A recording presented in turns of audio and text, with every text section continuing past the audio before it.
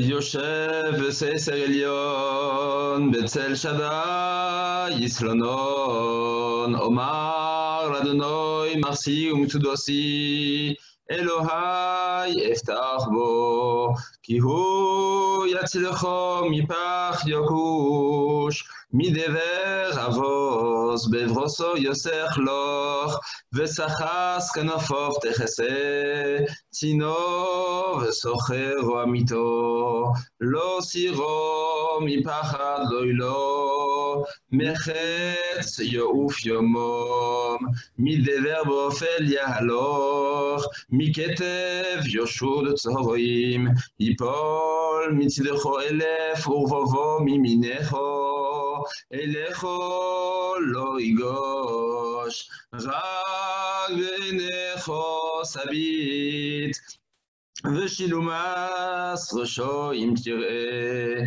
כי עתו אדוני מחסי, עליון שמתו מעונךו, לא שאונה אליכו רואו, ונגע לא יכחב באוהלךו, כי מלוכו יצא ולוך, לשמורכו בכל דרכךו, על כפיים ישאונךו, פן תיגוף בו אבן רגלךו, על שחל ופסן תדרוך, תרמוס כפיר וסנין, כי חושק ואפל תהו, עשה גבהו כי יודע שמי, יקחוני ואענהו, עמו אנוכי וצרו, אכלצהו וכבדהו, אורך יומי מזביהו,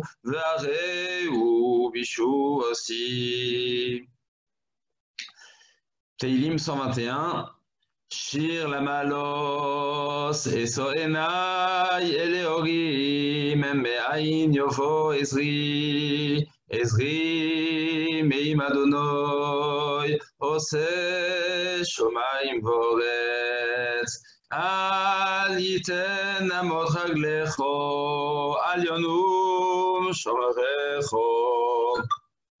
הנה לא ינום ולא יישון, שומר ישראל, אדוני שומרכו, אדוני צילךו על יד ימינךו, יומם השמש לא יככו, ויורח בלילו, אדוני ישמורכו מכל רע, ישמור אס נפשךו, אדוני ישמור צאתךו ובואךו, מעתה ועד עולם. תהילים 130. שיר המעלות ממעמקים כרוסיכו אדוני, אדוני שמו וקולי, תהיינה אוזניך קשובוס לכל תחת אדוני, אם עוונוס תשמור יו, אדוני מי יעמוד, כי עמך הסליחו, למען ציבורך, כי ויסי אדוני כבשו נפשי, ולדברו חוכלתי.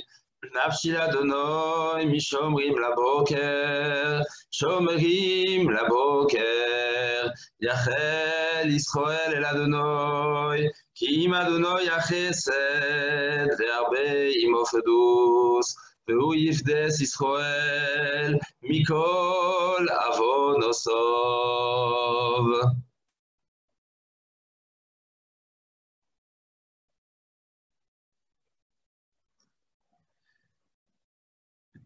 מי שברך אבותינו אברהם, יצחק ויעקב, משה ואהרון, דוד ושלמה, הוא יברך וירפא את החולים.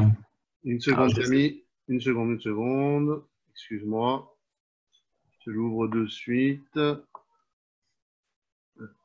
Une toute petite seconde.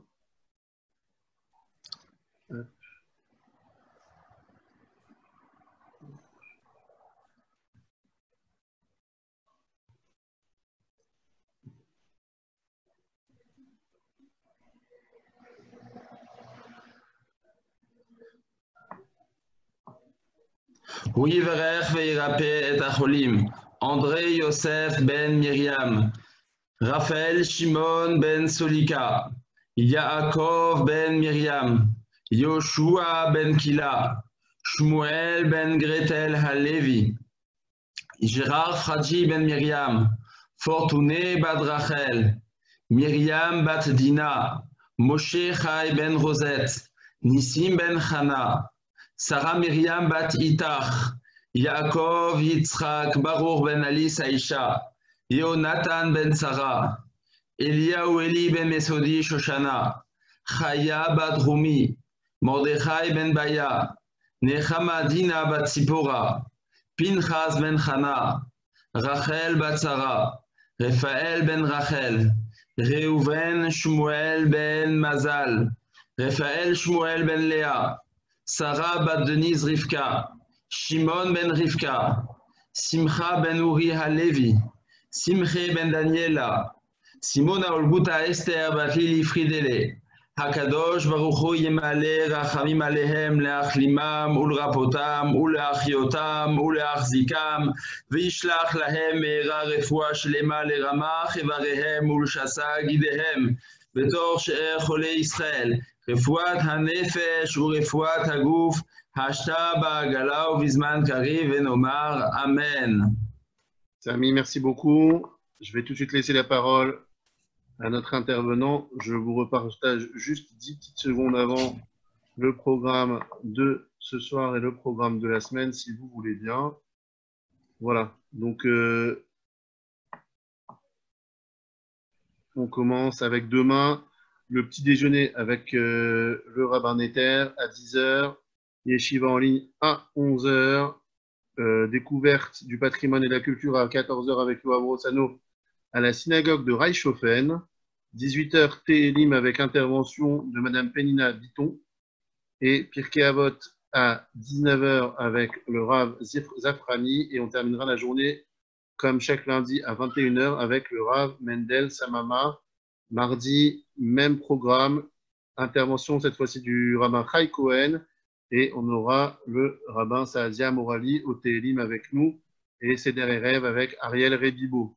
Mercredi, on rajoutera les lectures buissonnières de Janine El-Koubi qui auront un nouvel horaire puisque c'est à 14h dorénavant et on rajoutera également la Zumba Fitness, le petit déjeuner avec le rabbin Eliashef et l'intervention des Télim avec Jacques Bélissen. On aura jeudi le rabbin Spingard dans le petit déjeuner et les Télim, le grand rabbin Alain Veil qui sera avec nous. Nouveau également à 21h, qu'est-ce qu'on mange chez vous? Où je m'invite chez une famille pour préparer le Shabbat. Et on aura également pendant ce Zoom une intervention de Madame la rabbinite Edel Veil, femme de Monsieur le grand rabbin Veil. Vendredi, on se retrouvera avec le petit déjeuner avec le grand rabbin, Arrêt culture et mémoire avec Yoav Rossano à 14h, lecture de la paracha avec Chai Cohen à 14h également, et Kabbalat Shabbat sur Zoom. On vous en reparlera de la Kabbalat Shabbat. On est en train de s'organiser pour voir comment on va s'y prendre. Je vous ai fait un petit peu le programme de la semaine. Ce soir à 20h30, il y a le Caout des champions. Et on peut laisser à présent la parole au Rav Bot. Voilà. Claude, je vous laisse l'introduire. Voilà. Bon, en réalité, bonjour Rav Shaul Bochko, ça me fait beaucoup plaisir de vous voir. On s'est parlé cet après-midi. Juste un mot. Je suppose que sur les Zooms qui vous entourent, il y a beaucoup de visages connus, des gens qui vous ont aimé, qui ont beaucoup de respect pour votre papa Alav Shalom, pour votre grand-père, pour la yeshiva de Montreux, la yeshiva d'Élisabethville, de Saint-Maur. Voilà. Peut-être un mot. J'ai pensé à vous cet après-midi à propos d'un mot de la sidra qu'on a lu ce Shabbat chez nous, la sidra de Nassau, Bakatef Issaou. Bakatef Issaou, on voyait que pour la famille de Kehat, qui est une des familles de Levi'im, tous les objets du Beth Amikdash, ils devaient le transporter littéralement sur leurs épaules. Non pas dans des voiturettes, comme les autres familles de Levi'im, mais sur leurs épaules. Et je me suis dit, si j'avais à dire peut-être quelque chose sur la yeshiva de Montreux, tel que j'en ai entendu parler, c'est qu'en réalité, il ne s'agit pas simplement de porter les objets de la Torah sur ses épaules, mais quelque chose de beaucoup plus, d'une grande exigence. C'est-à-dire qu'à la fois pour certains, il s'agissait de porter le Aaron, pour d'autres, il s'agit peut-être de porter le Shulchan qui symbolise notre rapport au bien-être matériel, pour d'autres la menorah, pour d'autres, il y a la recherche du misbéar, c'est-à-dire à partir du moment où on peut avoir quelque part une tâche quelquefois dans sa vie. Et Bakatef Isaou, il ne s'agit pas simplement de porter sur ses épaules tous ces objets-là, mais de faire en sorte qu'il n'y ait aucune différence entre Ben Adam la Chavero, Ben Adam la Makom, quel est celui qui est prioritaire, quel est celui qui est second. Peut-être en réalité il y a une osmose et dans cette harmonie que vous avez toujours voulu, vous et votre famille, inspirer, c'est cela, Bakatef Isaou. Ce n'est pas simplement d'avoir une charge d'un poids sur ses épaules, mais de faire en sorte qu'il y ait une véritable harmonie entre ces différentes vocations et ces différentes exigences. C'est ce que vous personnifiez pour nous. Et Hatzlacha pour tout ce que vous faites et pour la relation que vous avez avec vos Talmidim. Merci beaucoup et Shavua Tov. Shalom à tous, bonjour à tous, bonsoir à tous. Alors, premièrement, avant de commencer, j'aimerais m'associer à toutes ces prières pour les malades. Pas tout le monde est encore guéri de ce corona, je comprends, chez vous. Alors, on souhaite que HaKadosh Baruch Hu vous apporte à tous une bonne guérison, que les synagogues puissent se rouvrir et que la vie communautaire puisse reprendre le plus normalement possible, Bezrat Hashem, le plus rapidement possible. Alors, j'ai proposé plusieurs sujets à Monsieur le rabbin Spingar. D'abord, je vous remercie de votre amabilité. C'est pour moi une joie de donner un shiur comme ça, de loin. Ki mitzion tetzeh Torah odvar Hashem Yerushalayim. Alors, c'est sans aucun doute une joie. J'aime beaucoup Strasbourg. J'étais très souvent à Strasbourg dans ma jeunesse. Et alors, c'est un endroit où j'ai sans aucun doute des liens très forts. Alors, j'ai proposé plusieurs sujets. Le rabbin Spingard a choisi le sujet Dina de Malchuta Dina. La loi de l'État, c'est la loi. Alors, on va essayer d'expliquer ce que signifie cet enseignement-là. Car a priori, il est bizarre, il est étonnant. C'est Shmuel dit dans la Gemara, dans Baba Kama et dans beaucoup d'autres endroits encore, la loi de l'État, c'est la loi. Nous avons reçu la Torah au Mont Sinaï. Lorsqu'on a reçu la Torah au Mont Sinaï, on a tout reçu. Qu'est-ce qui manque? Qu'est-ce qu'il manque? Alors, que vient faire la loi de l'État? C'est la loi. Quelle est la source de cela? Quelles sont les raisons de cela? Quelle est la portée de cet enseignement-là de Shmuel? Et comment s'applique-t-il? Est-ce qu'il s'applique également pour les Talmidei Chachamim, pour les sages en Torah? Nous allons traiter de tous ces sujets. Dites-moi tout simplement à quelle heure est-ce qu'il faut que je termine exactement? Nous, on n'a pas d'heure, hein. On a toute la nuit, hein. On peut rester avec vous toute la nuit. Non, ce sera ce shalom. Non, c'est compris, c'est jusqu'à 19h35 minutes. Voilà. C'est ça, c'est bon. C'est bon. Alors, on va commencer par dire que c'est un enseignement que Shmuel a donné. Shmuel était en Babel. Donc, les Juifs d'Israël avaient quitté, étaient partis en exil. Alors, en Eretz Israël, on avait un État qui était un État juif, qui était conduit, enfin, malheureusement pas toujours, mais qui, dans le Sanhédrin, le grand tribunal, avait une très grande importance. Et maintenant, on part en exil. Alors, l'identité d'Israël change d'une identité nationale.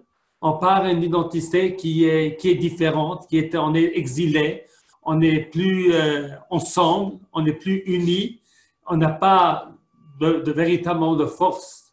Et comment vivre notre Torah lorsqu'on va se trouver dans des endroits où les lois vont peut-être être différentes de celles de la Torah? Alors Shmuel a permis, il y a 2000 ans de cela, un petit peu moins, il a permis à tous les Juifs de tous les exils de savoir que l'on peut vivre en Chutz La'aretz, on peut vivre en exil, et il faut pouvoir s'arranger avec les lois de l'État. Les lois de l'État sont les lois. Alors, la Gemara donne deux exemples, il y a plusieurs exemples, d'où est-ce qu'on sait cela? Un des exemples c'est que nous marchons sur les ponts qui sont construits par l'État. Et parfois, l'État, qu'est-ce qu'il fait? Eh bien, il prend des terrains qui appartenaient à Pierre, à Jacques ou à Paul, et puis ils utilisent ces terrains-là pour pouvoir construire des ponts, pour pouvoir y passer des routes.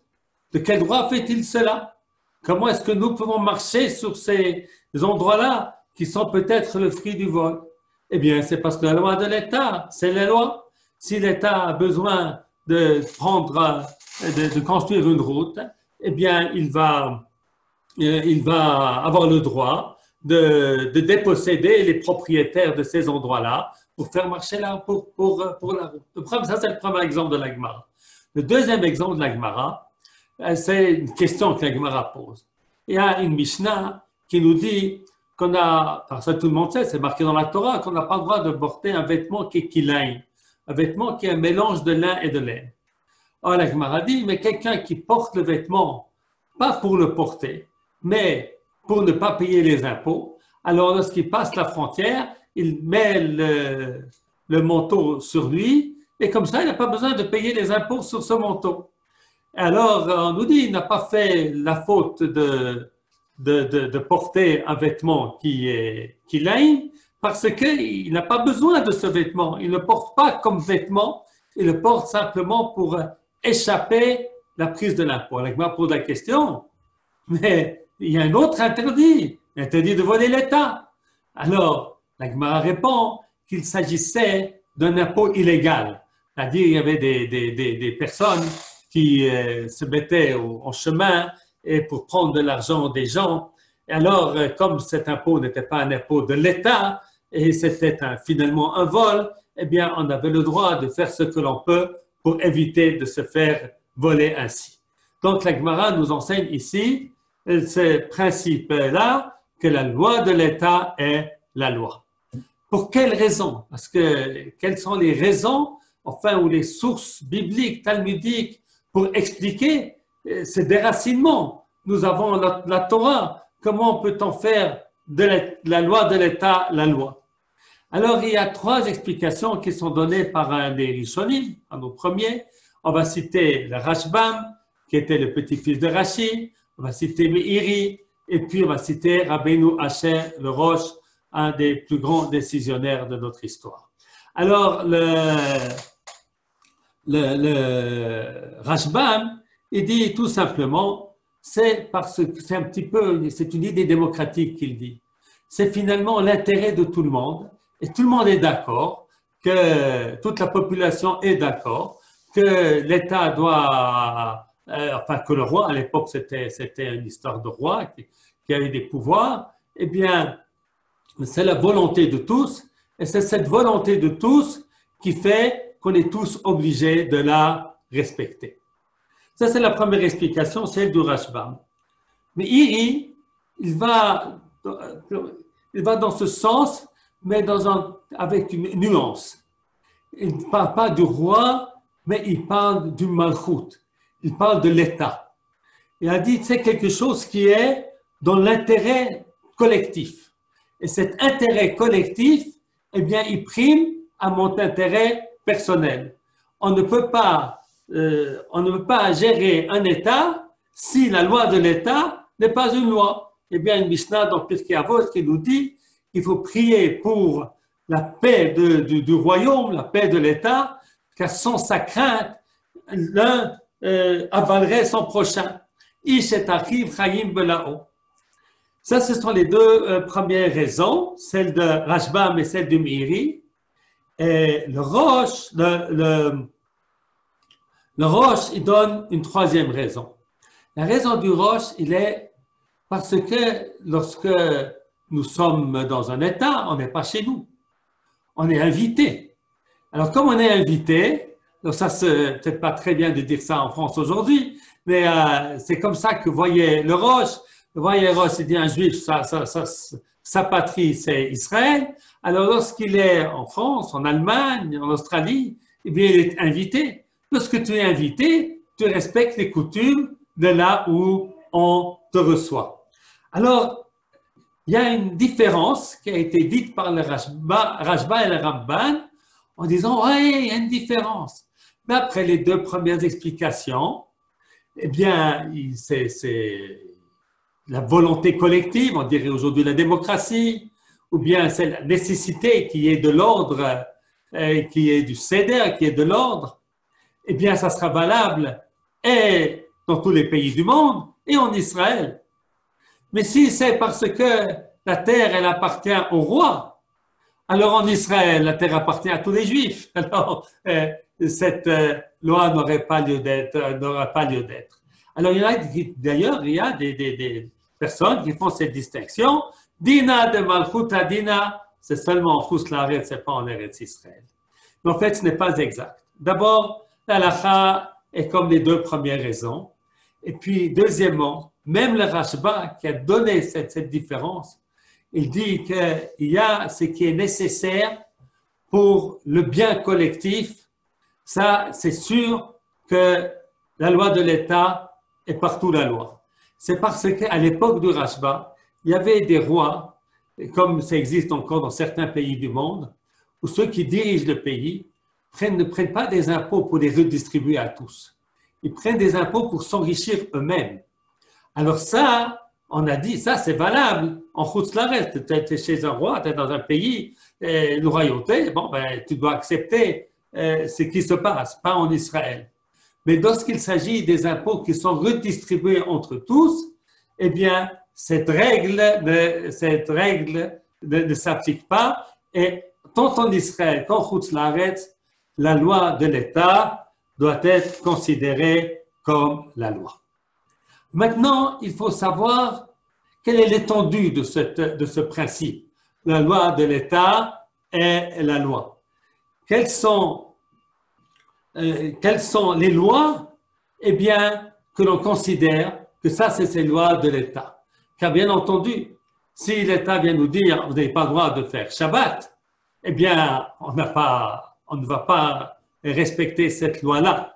Et je me rappelle d'un jour, mon professeur de mathématiques a montré en Suisse, où j'ai passé mon enfance, eh bien, m'avait posé la question suivante. Enfin, je manquais beaucoup parce qu'il y avait Rosh Hashanah, Kippour, lundi, mardi, mercredi, lundi, mardi, etc. Il m'a dit, puis il y avait un examen de mathématiques Shabbat. Il m'a dit, tu ne peux pas demander une autorisation à ton rabbin? Je lui ai dit, moi, je peux lui demander, le rabbin. Et même s'il donne, je ne dois pas écouter. Parce que cette loi, oui, il m'avait dit, je me rappelle, il m'avait dit, c'est anticonstitutionnel. Et j'ai dit que la Constitution, à nous, elle précède cette Constitution-là, et par conséquent, je ne peux pas changer quoi que ce soit. C'est-à-dire, il faut bien faire la différence. Et lorsqu'on parle de Dina de Malchut Dina, eh bien, on fait la différence entre ce qui est le besoin de l'État. Les besoins de l'État, ce sont d'abord les impôts. C'est ensuite les lois comme les lois du travail qui sont de donner, par exemple, qu'il faut payer des congés aux employés. Ce sont les lois de la circulation. Tout cela, ce sont des lois de l'État qui ne contredisent pas des lois de la Torah. Alors, effectivement, si l'État était dans les mains de la Torah, eh bien, on ferait des lois à ces sujets-là également, et peut-être qu'on les ferait différemment. Peut-être qu'on les ferait différemment. Il y a une Gemara dans le traité de Baba Batra qui explique comment faut-il prélever les impôts. Comment faut-il prélever les impôts pour que ce soit juste. Est-ce que l'on prend par famille? Est-ce que l'on prend par personne? Est-ce que l'on prend selon la richesse des gens? Donc là, le Talmud s'est occupé de ces questions-là. Mais finalement, pour ces questions-là, eh bien, on doit se soumettre à la loi de l'État. Alors, ceci a des conséquences très importantes, parce que le Shulchan Aruch dit que la loi de l'État, c'est comme Minatora, c'est comme une loi de la Torah. Et c'est ainsi que si on travaille au noir, ou qu'on ne paye pas la TVA, enfin, je sais pas, on dit en français TVA, la taxe à la valeur ajoutée, etc., eh bien, on fait ce qu'on appelle en judaïsme, c'est du vol. Parce que la loi de l'État étant la loi, eh bien, on est tenu de la respecter, pas seulement parce qu'on doit respecter l'État, mais parce qu'on doit respecter la Torah qui nous dit que la loi de l'État est la loi. Et c'est donc très intéressant ce point-là, il y a des tchouvot de beaucoup de rabbanim à travers les âges qui parlent de vraiment faire attention, de respecter toutes les lois de l'État. En ce qui concerne Israël, à mon sens, ça porte aussi à un deuxième point. Le deuxième point, qui est ce qui est de la compétence de l'État et non des personnes particulières. Par exemple, l'État décide de faire une guerre, ou bien il décide de faire la paix. Alors, on peut ne pas être d'accord avec ce que l'État fait, mais finalement, c'est de sa responsabilité et par conséquent, on peut dire le devoir de dire notre désaccord lorsqu'on n'est pas d'accord, mais finalement, on ne peut pas empêcher par la violence ou par autre chemin les décisions qui sont prises de l'État. Contrairement à un État qui voudrait m'empêcher d'étudier la Torah ou de respecter Shabbat ou de manger kasher, à ce moment-là, on a l'obligation de ne pas respecter ces lois-là. Voilà, alors ça c'est donc la première partie où nous avons expliqué d'où vient la loi de l'État, c'est la loi et puis sa portée. Alors il y a des cas qui sont quelquefois un petit peu tangents. Et il est bien lorsque deux juifs ont un différend d'aller dans un tribunal rabbinique qui lui doit prendre en considération la loi de l'État. Par exemple, il y a un différend sur les congés payés. Alors, le tribunal rabbinique qui va traiter de cette question qui va avoir entre un employeur et un employé doit prendre en considération que dans les lois de l'État, il y a une obligation de payer des congés. Est-ce que dans ce cas particulier, eh bien, la demande est justifiée ou non? Et on peut utiliser ici les règles du Shulchan Aruch. Mais on ne peut pas ignorer le monde dans lequel nous vivons et les règles dans lesquelles nous nous trouvons. Donc ça, c'est donc la première partie. Maintenant, j'aimerais une deuxième partie, parler des Talmidei Chachamim. Il y a une Gemara très importante dans le traité de Baba Batra, et le Rav Ovadia Yosef l'a rapporté dans ses Shutim, et dans Yabia Omer, et dans Yechaveda, où il dit qu'on n'a pas le droit, c'est ce qu'Agmar a dit d'abord, et lui dit qu'il faut l'appliquer ça aujourd'hui, on n'a pas le droit de prendre des impôts des Talmidei Chachamim. Pourquoi? Parce que la Gemara nous enseigne dans Batra que l'interdiction de prendre des impôts des Talmidei Chachamim est répétée et dans la Torah, et dans les prophètes, et puis et dans les Ktuvim. Et que celui qui prend des impôts d'un Talmid Chacham, eh bien, il porte atteinte et à la Torah, et aux prophètes, et aux Ktuvim. Et cet enseignement est rapporté dans le Shulchan Aruch. Aussi dit-il qu'aujourd'hui, eh bien, dans un yishuv, là où c'est possible, là où c'est pas possible, c'est comme ça que ça devrait être, eh bien, en Israël, ça peut exister, par exemple, il y a des villages, là, il y a des impôts de l'État, et puis il y a les impôts locaux. Que les impôts locaux, on requitte les Talmidei Chachamim. Alors, cette question est assez intéressante, et dans la pratique, n'est pas respectée. Le Rav Ovadia Yosef a mis une tchouva très forte. On est en tort qu'aujourd'hui, que nous sommes en Israël, que nous avons des villages et des villes religieuses, que l'on n'applique pas cette règle tellement importante que les Talmidei Chachamim sont quittes de payer des impôts. Alors, ces questions ont déjà été posées à travers les âges. Nous avons une responsable du Rav Uziel. Rav Uziel était le grand rabbin d'Israël en même temps que le Rav Kook. Et puis nous avons aussi une chouva du Rav Weinberg. Ici, je crois que le Rav Weingart est très souvent à Strasbourg et cite souvent le Rav Weinberg qui était aussi des grands décisionnaires qui sont d'un avis un petit peu différent. Et je vais essayer d'expliquer ce qu'ils disent. La Gemara dit pourquoi les Talmidei Chachamim ne doivent pas payer des impôts. Elle dit parce que, la Gemara parle surtout des impôts de garde. La garde, il y avait une ville et puis il fallait la garder. Il dit les Talmidei Chachamim n'ont pas besoin d'être gardés.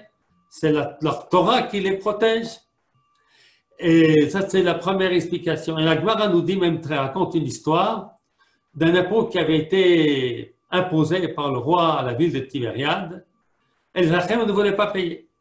Alors les habitants n'étaient pas d'accord que ce soit tous eux qui payent. Alors ils ont décidé, la moitié des habitants a quitté Tibériade.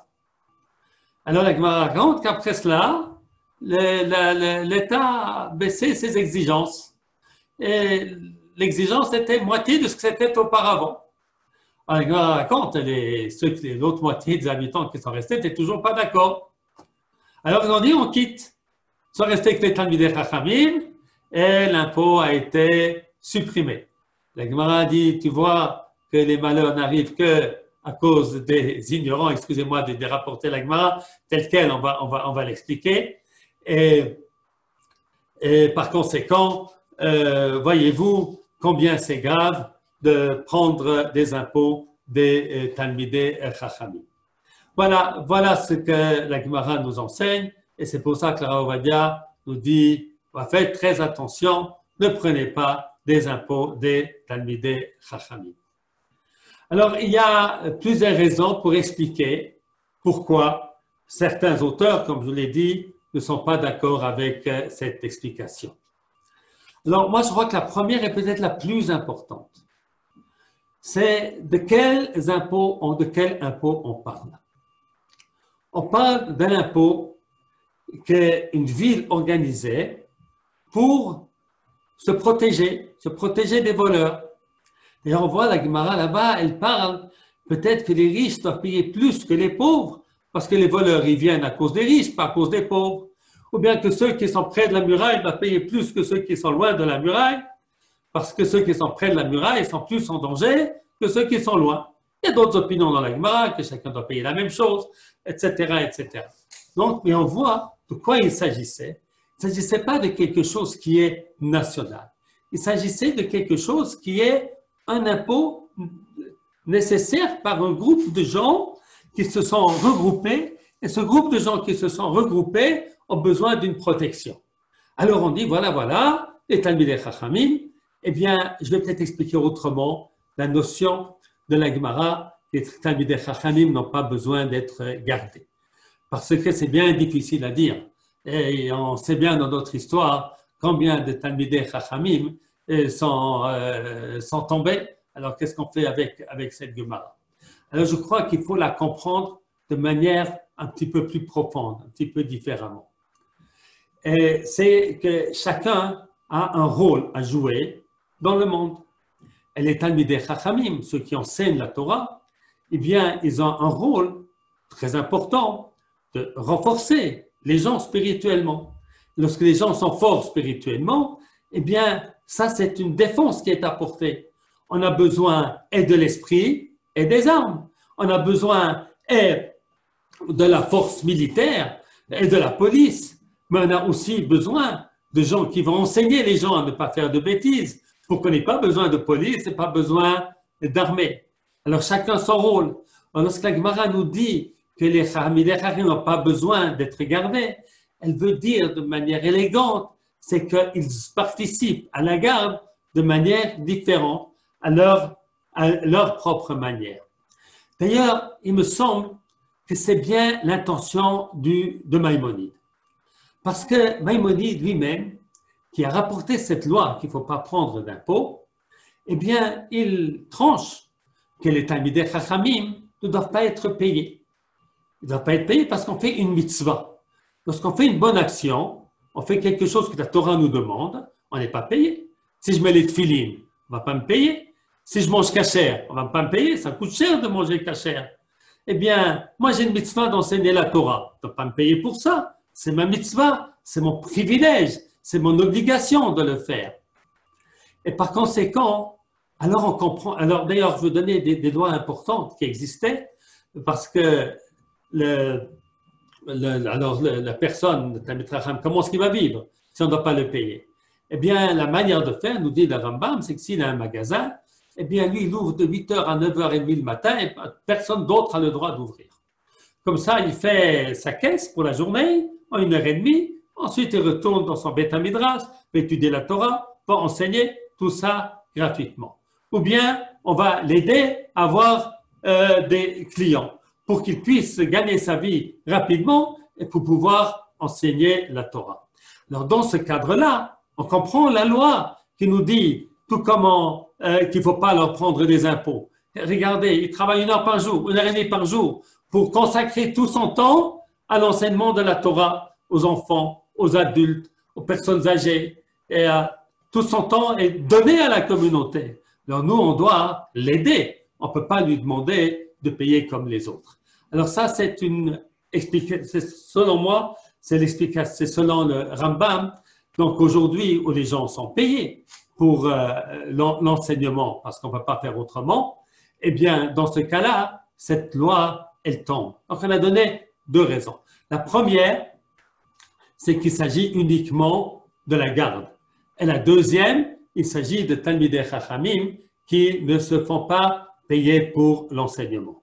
Maintenant, je vais revenir sur la première, la notion de garde, et expliquer qu'il y a que les impôts aujourd'hui, eh bien, ils ne sont pas seulement pour me protéger moi, mais ils sont pour un intérêt collectif. Alors, dans la Gemara, on fait une différence entre l'impôt de la garde et puis l'impôt, par exemple, pour avoir creusé des puits pour qu'il y ait de l'eau. La Gemara dit, ça, tout le monde doit payer. Alors, effectivement, si c'est physiquement, il faut aller creuser, on dit au Talmid Chacham, bah, toi, tu ne viens pas, c'est pas ton kavod. Mais si c'est payé pour le faire, le Talmid Chacham doit le faire comme tout le monde. Aujourd'hui, les impôts, c'est pour la sécurité générale, ce n'est pas pour ma protection particulière. C'est pour l'éducation de tous les enfants du pays, c'est pour les routes, c'est pour tout ce que tout le monde a besoin. Et par conséquent, cette règle n'a pas lieu. D'ailleurs, je vais vous lire ce que le Khatam Sofer lui-même, il a dit, je vais le reprendre du texte du Khatam Sofer, c'est dans la Batra 8a, le Khatam Sofer écrit comme ça. Veda, de le fi aniyut da'ati, selon à mon humble opinion, lo que patre rabanan elo mimas v'choma shehem mitzad galut Yisrael ben umot ha'olam. C'est seulement des impôts que les Juifs doivent prendre entre eux parce qu'ils sont exilés parmi les nations du monde. Avot shmira kederech shemalchut nishmarim malchuyot acherim. Mais la garde qui est nécessaire pour l'ensemble de l'État, comme les États ont besoin, afilu gam talmid chacham chayav. Même un talmid chacham, il est tenu de payer ces impôts-là. Alors, donc, il faut faire la distinction en quelque chose qui était d'un village, qui devait s'organiser pour se protéger. Alors, on va prendre les 2 premières explications ensemble. Eh bien, on devait ici faire attention de ne pas prendre l'argent du Talmid Chacham qui, comme on l'a dit, a très peu de temps pour travailler et gagner sa vie et puis qui finalement, il nous paye par le don de soi qu'il fait. Alors, cette loi devient tout à fait logique et tout à fait compréhensible. Et d'ailleurs, le Shulchan Aruch, c'est comme ça qu'il tranche. Alors, il dit, Talmidei Chachamim, je lis les paroles du Shulchan Aruch, les sages ne sortaient pas eux-mêmes avec le reste du peuple pour construire la ville ou pour faire les tranchées nécessaires, pour pas qu'ils soient humiliés devant le peuple.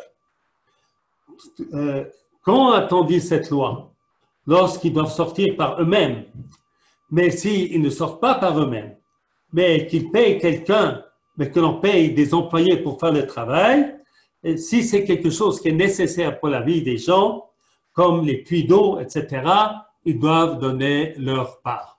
Donc, le Shulchan Aruch, à mon sens, n'a pas tranché dans le sens de Rav Ovadia Yosef lorsque l'on voit dans ce genre dans ce genre d'impôts qui sont la plupart des impôts qui sont les nôtres. D'ailleurs, la Rav Uziel et puis la Rav Weinberg, la tchouva à laquelle ils ont répondu, alors le Rav Weinberg, c'était quelqu'un qui était membre, était rabbin d'une communauté, qui avait les impôts communautaires qu'il ne voulait pas payer. Alors le Rav Weinberg explique longuement pourquoi, d'après lui, il doit payer. Et puis ensuite, il dit, puis même s'il ne doit pas, faut pas, c'est pas juste de faire des histoires, c'est un mauvais conseil de faire des histoires pour cela, c'est un mauvais exemple pour la communauté. Alors Rav Weinberg, c'est un Ashkenaz, Rav Uziel, Posek Sfarad, a une très longue tchouva, justement pour dire que les Talmidei Chachamim aujourd'hui doivent participer comme tout le monde. Alors on va ajouter encore une raison supplémentaire. Cette raison supplémentaire est déjà rapportée par le Troumat Adeshen, qui habitait aussi, je crois, en France. Alors, Troumat Adeshen se pose la question, comment ça se fait qu'aujourd'hui, à son époque, c'est fait il y a 700 ans, eh bien, on demande l'argent de Talmidei Chachamim également. Eh bien, dit-il, parce que, qu'est-ce qui est appelé un Talmid Chacham? Eh bien, un Talmid Chacham, c'est quelqu'un qui ne fait qu'étudier, Torato Umanuto, sauf le travail qu'il fait pour gagner sa vie. Dès qu'il a terminé son travail, eh bien, il va étudier la Torah. Et qui, dit-il, peut, à notre époque, se prévaloir d'être un Talmid Chacham de ce degré-là? Et par conséquent, ça explique pourquoi, eh bien, cette règle ne s'applique pas. Bien entendu, Rav Ovadia Yosef a rapporté cette opinion-là, mais il a rapporté d'autres que ça s'applique à tous les Talmidei Chachamim. Mais bien entendu, cette opinion-là, elle s'ajoute. Et le Romain lui-même, donc c'est de trancher, c'est de Posek Ashkenaz, Rak Shu Murzak et Talmid Chacham Bedoro, שיודע לישא וליתן ברוב מקומות בתלמוד ופירושיו ובפסקי הגאונים. רק un Talmid Chacham qui est le grand de sa génération. C'est de lui que l'on a parlé, mais pas de tous les Talmidei Chachamim. Alors, en conclusion, on va conclure parce qu'on arrive bientôt à la fin de notre intervention. Et s'il y a quelques questions, on va garder 2-3 minutes pour elles. Eh bien, notre conclusion, c'est que Dina de Malchut Dina, eh bien, c'est une règle qui s'applique tant en Chutz La'aretz qu'en Israël. Qu'elle s'applique à tout ce qui concerne la bonne marche d'un État. Même si les lois de la Torah étaient différentes dans ces choses-là, ou les lois des sages, parce que la Torah ne donne pas d'indications précises, eh bien, on suit dans toutes ces choses-là les lois de l'État. Lorsqu'il s'agit du respect individuel de la Torah, eh bien, ce principe, les lois de l'État sans la loi, évidemment, n'ont pas cours. Et puis, nous avons terminé en expliquant que cette loi, elle s'applique à tout un chacun et personne ne peut se soustraire. On va ajouter peut-être encore un point important, c'est qu'il est important que les impôts soient égalitaires. C'est-à-dire que tout le monde paye la même chose. Alors, j'ai vu quelqu'un qui m'avait dit, c'est marqué comme ça, eh bien, en Israël, à Eilat, tu payes moins d'impôts qu'à Jérusalem ou qu'à Tel Aviv. Alors, évidemment, ce n'est pas ça que ça veut dire égalitaire. Égalitaire, ça veut dire que si moi j'habite à Eilat, ce n'est pas une loi pour M. Botchko ou pour M. Untel. Mais l'État, par son intelligence, par sa manière, qui n'est peut-être pas toujours, c'est peut-être pas toujours le plus juste, mais elle pense qu'il y a telle personne, pas telle personne, tel corps de métier, telle région qui a besoin d'une aide supplémentaire, ou bien qui sont plus pauvres que d'autres. Alors ça reste quelque chose d'égalitaire. Et considérer quelque chose qui n'est pas égalitaire, si on fait un impôt sur les Juifs, si on fait un impôt sur les Noirs, si on fait un impôt sur ceux qui sont de grande taille. C'est pas quelque chose, c'est quelque chose qui est pour qui discrimine une population par rapport à une autre. Alors ça, c'est quelque chose qui n'est pas juste et qui ne doit pas exister. Voilà. Maintenant, s'il y a une ou deux questions, c'est avec plaisir. Merci beaucoup. Alors, on va voir s'il y a des questions dans les conversations Zoom. je les lirai ou le rabbin Spingarn les lira également si vous le souhaitez.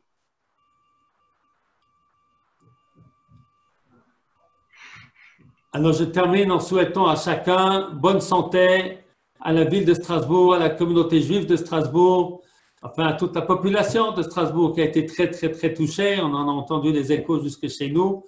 Et de souhaiter une bonne guérison à tous, et refouach shlema, et que la vie communautaire reprenne entièrement comme avant, avec beaucoup de joie, beaucoup de simcha. Et puis, on souhaite à tous que l'on puisse accomplir la mitzvah de Dina de Malchut Hadina en Eretz Israël. Allez, Kol Tov. Merci beaucoup pour votre intervention. Merci beaucoup d'être avec nous ce soir. C'est avec vous. Je ne sais pas si le rabbin Spingarn veut lui dire quelque chose. Les remerciements. Tout est dit. Voilà. Bien. Voilà. Allez, bonne soirée à tous. Merci beaucoup. Et je voulais juste avant de se quitter, on va juste vous redire que ce soir, 20h30, Caout des champs pour un champion. D'accord? Donc, c'est des questions. Ce soir, les thèmes sont divers et variés avec des questions par le rabbin Ariel Rebibo sur la vie juive, des questions sur la culture générale, de la géographie. Et donc, comme d'habitude, 3 cadeaux à gagner. Et un 4e cadeau qui a été proposé par le rabbin Spingarn tout à l'heure, un chiour avec le rabbin de votre choix. En tête-à-tête, Claude, ou pas? Je réponds pour moi sans aucun problème. Razak. Allez, bonne soirée, à plus tard. Allez. Shavua tov à tout le monde. Shavua tov. Shavua tov.